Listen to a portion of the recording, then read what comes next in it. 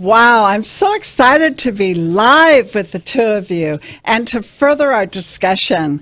I was thinking about the generations that have been represented, and I have a few notes here. As we were preparing for the underground, I wanted to reach out to the activists and ask them to engage with us directly. Before I did that, I realized that we have to be ready. We have to be honest. We have to have open minds because they'll see the truth about credit unions.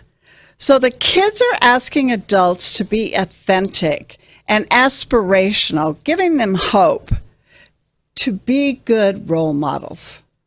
So Shazia, what truths did you learn from these discussions on a personal level?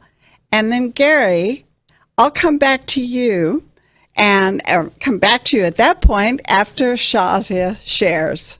Absolutely. It was such a wonderful to kind of observe and kind of contextualize. So two things. One was this notion of, as I reflect back, is being intentional and be very self-aware on listening. And when I mean by listening, not only listening, but also observing through my eyes and taking it in. And the second dimension of that is unpacking and contextualizing.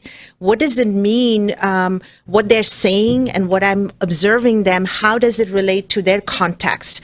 How does it relate to their environmental facet that they are at? And what does it mean for how do I react to that? The second piece would be all around this notion of hopefulness, abundance, because I can control that. And that means going back to this role model question, the way the kids responded, they consider themselves a role model. And I had to kind of sit on that a little bit myself.